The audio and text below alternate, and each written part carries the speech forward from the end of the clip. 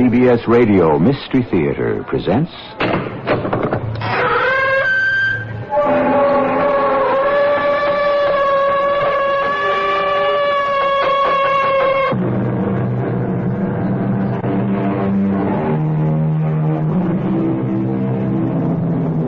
Come in. Welcome. I'm E.G. Marshall. Dostoevsky defines man as a being who can get used to anything. But, he adds, don't ask us how we do it. Perhaps one of the hardest things for us to get used to is also one of the most obvious, that we are responsible beings who must accept the consequences of our actions.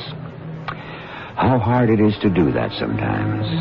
Imagine, then, a situation where you are asked to accept the consequences of an action not of your making. And imagine further that it is a matter of life and death.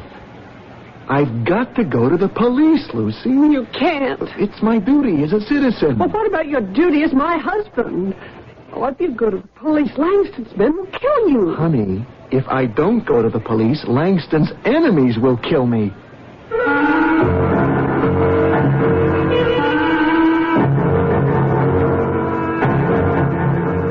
Our mystery drama, Crossfire, was written especially for the Mystery Theater by Percy Granger and stars Russell Horton. It is sponsored in part by ARM, Allergy Relief Medicine. I'll be back shortly with Act One. Help! It's hay fever. Help! And the whole world seems like one big pollen farm. Don't give up. Arm yourself with ARM, Allergy Relief Medicine.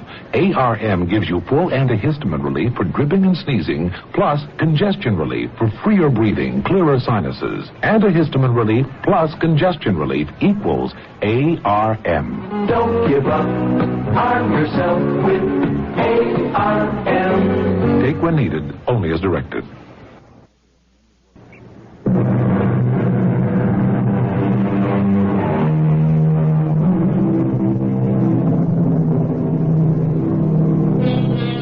German philosopher Schopenhauer claimed that mankind was doomed to vacillate eternally between the two extremes of distress and boredom. That is an extremely pessimistic view of life, yet we must admit it contains a certain amount of truth. The central character in our story is a man named Frank Grove, and one might say that distress and boredom were occupational hazards in his profession, driving a cab in New York City. As we pick up his story on a fashionable side street in Midtown Manhattan, boredom has definitely had the upper hand on the evening. But, as they say, the night is still young. Hello? Hey, mister. Uh-huh. Are you taking fares? Sure. Hop in. Applaud your ability to sleep in all this traffic. That's not too hard to do on a slow night. You're not from New York, huh? No, Miami. You won't take advantage of me, will you? Well, not intentionally. Where to? 132 Clarkson Avenue. Clarkson, that's in the Bronx. Yes. Yeah, the South Bronx. It's not a very safe section of town. Look, I've tried 3 drivers already, and none of them would take me there. I have to be there by 8:30. If you won't take me, just say so. No. Just so long as you know what you're doing, all I have to know is where you're going. You, ever been up to this area of town before? No. You can see a lot of the buildings have been burned out and abandoned. Yeah. I guess you could say it was instinct. Hey? What was? Well, my decision to drive you up here. After a while in this line of work, you develop instincts about people. You have to if you want to avoid trouble. And I struck you as a harmless type? Oh, yeah, you could say it that way.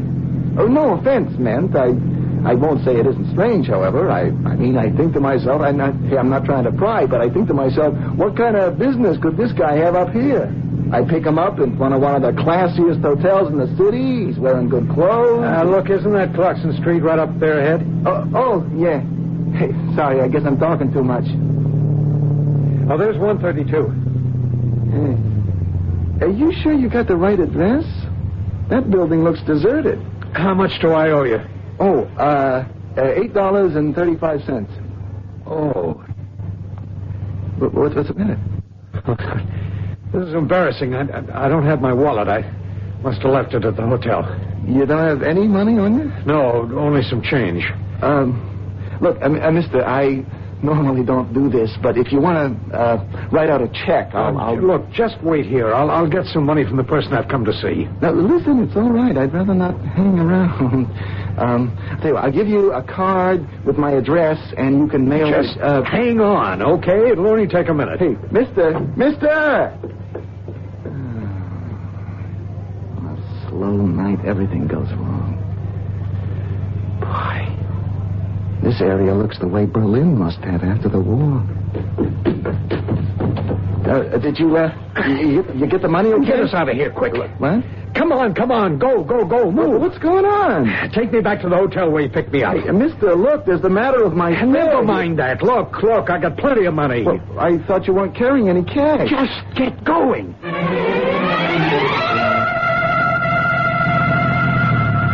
Well, we're here, mister. This is where I picked you up, the Belleville Hotel. Yeah, thanks. Let's see, that was $8.35 for the trip up, $8.50 coming back, $16.85 altogether. All right. Here you go. Hey, this is a $100 bill. I can't change that. The smallest bill I have. In that whole wad there, you've got nothing smaller than 100? I am sorry. Well, obviously, $16.85 isn't much to you, but to me, it's a lot. Look, I'll wait here while you get change in the hotel, okay? Listen, may I ask you a question? What? This cab, do you own it, or is it part of a fleet? Well, it's mine. I own it. Why? So you keep your own hours, right? Yeah. Look, mister... when do you start work tomorrow? 3:30. It depends. Whenever I feel like it. All right. Tomorrow afternoon at 4 o'clock, I want you to drive along 62nd Street between 1st and York. Now, there'll be a man in a long, dark overcoat walking along the south side of the street. You got it? He'll hail you. He'll identify himself as Mr. Meacham. I want you to pick him up and take him wherever he wishes to go. No, thanks. Look, if you just change that bill... I'm not asking this just as a favor. I'm prepared to make it worth your while. Look, I'm sorry. I'm not asking any questions, okay? I don't know what's going on, and I don't want to know. I won't change this bill. What? This $100 bill. It's yours. $100? The whole thing. And I'll see that my friend Meacham gives you the same. Mister, is this something illegal? 4 o'clock tomorrow. Is it a deal? Hey, I'm sorry, but I don't know what this is. You got to understand it from my position. I don't know what I'm doing. I mean, I don't know what the consequences are. Ignorance is bliss. And in this case, it's also $200. Well, why me? Why does it have to be me? My cab? The question of timing is very important. We have to know there'll be a cab available to Mr. Meacham at precisely 4 o'clock tomorrow afternoon. Yeah, but getting a cab in this city isn't hard unless it's raining. Well, then let's just say we're willing to pay $200 so we won't have to worry about the weather tomorrow. Now, no more questions, okay? $100. Is it a deal? And another 100 tomorrow? Yeah. Okay. It's a deal. Frank? Oh, hi, honey. Oh, why are you home so early tonight? Did you have a fair in the neighborhood? No. It's only 10 o'clock. Aren't you feeling well? I gotta talk to you, Luce. What's the matter? I just made $100. 100? Well, how? That's just it. I don't know. I pick up this guy in Midtown, right? Yeah. Nice-looking businessman type, well-dressed. I mean, real well-dressed. And he asks me to take him to this address in the South Bronx.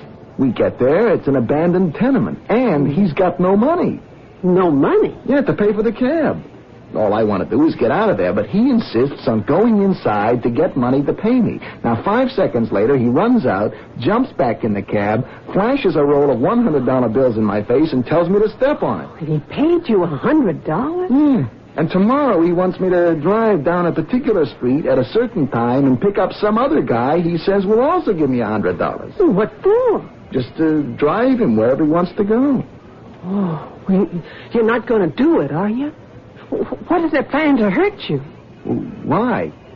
Well, you could identify the man you drove up there now, couldn't you? Of course. Well, that makes you a witness. Hey, you're right, Luz.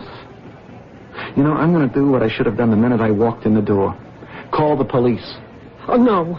They have to know about this. They have to check out that building. No. We shouldn't get involved. We are already involved, whether we like it or not. I took the guy up there. I accepted this $100 bill. No, Frank. No, please, don't call him. Now, we have to, Lucy. It's our responsibility as citizens. Operator, get me the police.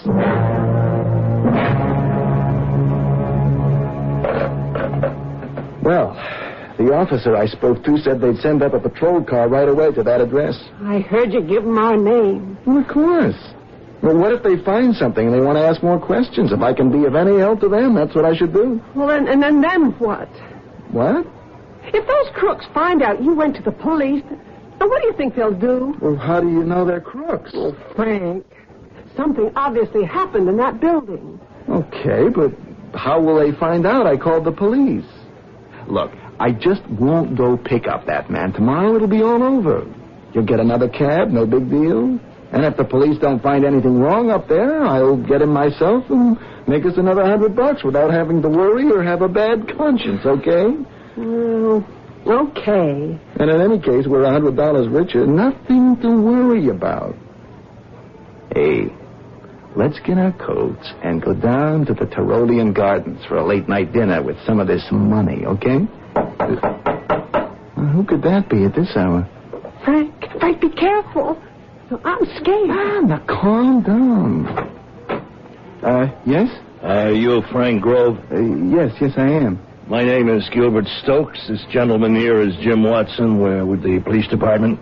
You police? Yes, ma'am. Detectives, plainclothes. Oh. What can I do for you? You are a cab driver, is that right? Yes. You went to 132 Clarkson Street earlier this evening, eh? Yeah. About 8:30 to be exact?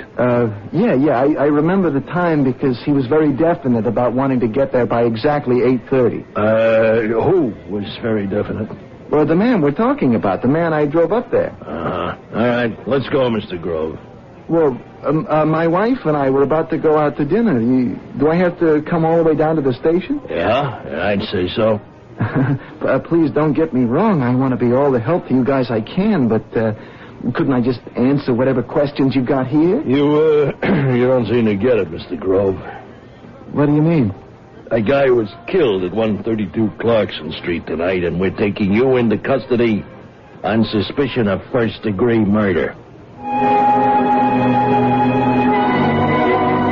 A good conscience is the best pillow, goes an old proverb. If that is so, then Frank Grove shouldn't have a great deal to worry about. But then what is so is not always clear. Who, for example, could have predicted this turn of events? Perhaps Frank Grove is involved in something and just doesn't know about it yet. I shall return shortly with Act 2. Now you can enjoy chewing gum again. Feel free to chew Freedent, the gum that won't stick to most dental work. Feel free to chew Freedent. It's fresh and delicious to chew. Freedent gum, peppermint in the green pack, and spearmint in the pack that's blue. Feel free to chew Freedent. It won't stick to most dental work. Freedent gum.